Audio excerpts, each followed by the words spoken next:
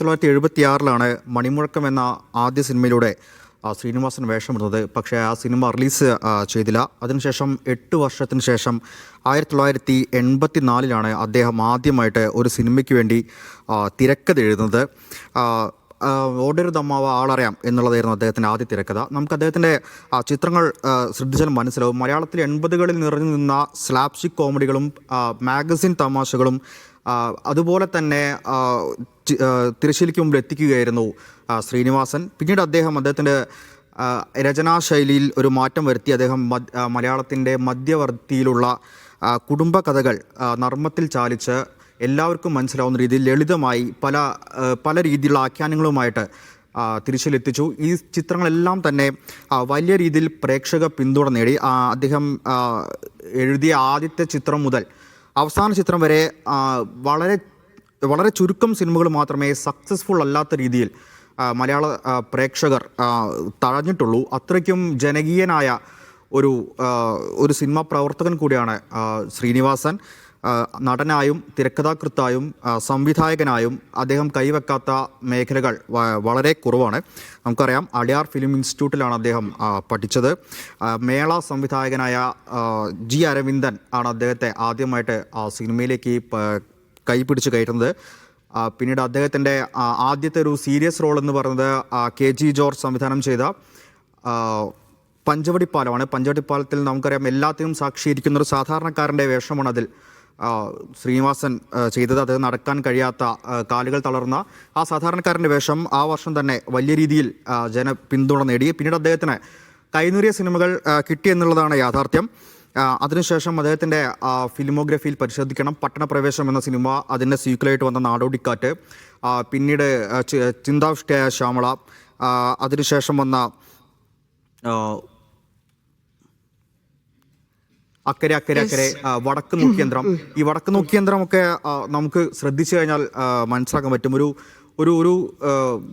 ഒരു വളരെയധികം അപകർഷതാബോധം പേറുന്ന, ഒട്ടും ആത്മവിശ്വാസമില്ലാത്ത മലയാളത്തിൻ്റെ മലയാളത്തിലൊരു സാധാരണക്കാരൻ്റെ നേർചിത്രമായി എടുക്കുന്ന അഭിനയിച്ചൊരു കഥാപാത്രമാണ്. മാത്രമല്ല സച്ചിൻ, അന്നത്തെ ഒരു 80s ഒരു സമയം എന്ന് പറഞ്ഞിട്ടുണ്ടെങ്കിൽ സിനിമ കുറച്ചുകൂടെ പൊളിറ്റിക്കലായിരുന്നു. കുറച്ചുകൂടി ഇപ്പൊ നമ്മൾ കാണിക്കുന്നുണ്ട് അത്തരത്തിലുള്ള സിനിമകളെങ്കിൽ പോലും കൊമേഴ്ഷ്യലി ഹിറ്റല്ലാത്ത സിനിമകളിൽ ഉണ്ടായിരുന്നില്ല. ഈ പറഞ്ഞ രാഷ്ട്രീയം പറയുന്ന, ഇല്ലെങ്കിൽ സാമൂഹികമായിട്ടുള്ള വിമർശനങ്ങൾ കാണിക്കുന്ന ആ രീതിയിൽ സിനിമയെടുക്കാൻ ധൈര്യം കാണിച്ച ഒരാൾ കൂടിയാണ്. അപ്പോൾ ശ്രീനിവാസന്റെ അന്നത്തെ ആ കാലഘട്ടത്തിൽ വിമർശിക്കുക, ഇല്ലെങ്കിൽ തനിക്ക് പറയാനുള്ളത്, തൻ്റെ നിലപാടുകൾ, തൻ്റെ പൊളിറ്റിക്കൽ വ്യൂ സിനിമകളിലൂടെ, തൻ്റെ ആർട്ടിലൂടെ കാണിക്കുക എന്നുള്ളൊരു ധൈര്യം, അത് ഇപ്പോൾ KG ജോർജിൻ്റെയൊക്കെ സ്കൂൾ, ഇല്ലെങ്കിൽ അവിടെ നിന്നൊക്കെ പഠിച്ചിട്ടുള്ള ഒരു പാഠം കൂടി, ഇല്ലെങ്കിൽ ആ ധൈര്യം കൂടി ഉണ്ടാകാം ഒരു പക്ഷേ. എങ്കിൽ പോലും അദ്ദേഹം കാണിച്ച ആ ധൈര്യത്തെ, അതിനെ ഈ കാലഘട്ടത്തിൽ നിന്ന് നോക്കുമ്പോൾ, ഇല്ലെങ്കിൽ ഇന്നത്തെ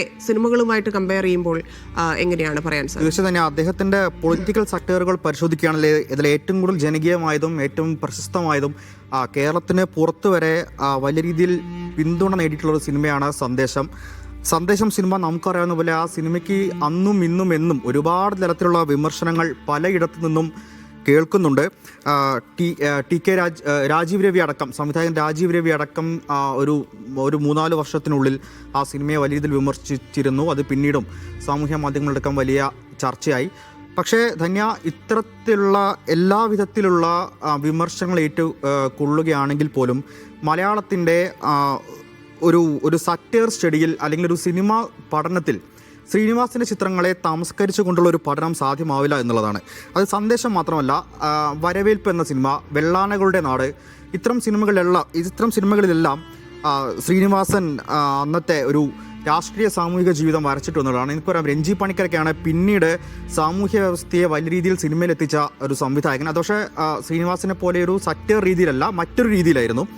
അതിനു മുൻപേ തന്നെ മലയാളത്തിൻ്റെ രാഷ്ട്രീയ പൊതുബോധത്തെ, ഉദ്യോഗസ്ഥ അനാസ്ഥയ്ക്കെതിരെ, രാഷ്ട്രീയത്തിലെ പ്രശ്നങ്ങൾക്കെതിരെ, അഴിമതിക്കെതിരെ, എല്ലാ സാധാരണ പ്രേക്ഷകർക്ക് മനസ്സിലാവുന്ന രീതിയിൽ സ്ലാപ്സ്റ്റിക് കോമഡിയിൽ ചാലിച്ച് വളരെയധികം സറ്ററിക്കലായി ഇന്നും നമുക്കറിയാം. അപ്പം 2 ആഴ്ച മുൻപാണ് തദ്ദേശ തെരഞ്ഞെടുപ്പ് ഇലക്ഷൻ്റെ റിസൾട്ട് വന്നിട്ടുള്ളത്. അപ്പോൾ പോലും ആളുകൾ ചർച്ച ചെയ്യുന്നത് സന്ദേശം സിനിമയാണ്. അതിനുമുമ്പ് രാഹുൽ മാങ്കൂട്ടത്തിൽ വിഷയം വന്നു. അപ്പോഴും അപ്പോഴും സന്ദേശത്തിലെ മീമുകളാണ് സോഷ്യൽ മീഡിയയിൽ ട്രെൻഡ് അയക്കുന്നത്. എനിക്കൊന്നു ഈ നമ്മുടെ സോഷ്യൽ മീഡിയ ട്രെൻഡുകളിൽ ആദ്യമായിട്ട് ഹിറ്റായ ഒരു ട്രോൾ സിനിമ എന്ന് പറയുന്നത് തന്നെ സന്ദേശമായിരിക്കാനാണ് സാധ്യത.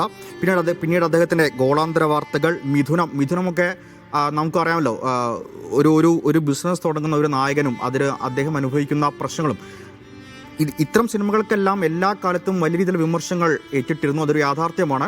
അരാഷ്ട്രീയ സിനിമകൾ എന്ന ലേബലിൽ പലരും അതിനെതിരെ പല കാലങ്ങളിലും എല്ലാം പറഞ്ഞിരുന്നു. പക്ഷേ തനിയ അതിനെല്ലാം ഉപരി ഈ സിനിമ ജനങ്ങളിൽ ഉണ്ടാക്കിയ ഒരു ഇമ്പാക്റ്റ് ഉണ്ട്. ആ ഇമ്പാക്റ്റ് നമുക്കൊരിക്കലും അവഗണിക്കാനാവില്ല. ഞാൻ പറഞ്ഞില്ലേ, മലയാള സിനിമയിൽ ഒരു സറ്ററിക്കൽ സ്റ്റഡി അല്ലെങ്കിൽ ഒരു സിനിമ സ്റ്റഡി എന്നുള്ളത് ശ്രീനിവാസൻ സിനിമകൾ അവഗണിച്ച് നമുക്ക് ചെയ്യാൻ പറ്റില്ല എന്നുള്ളതാണ് യാഥാർത്ഥ്യം.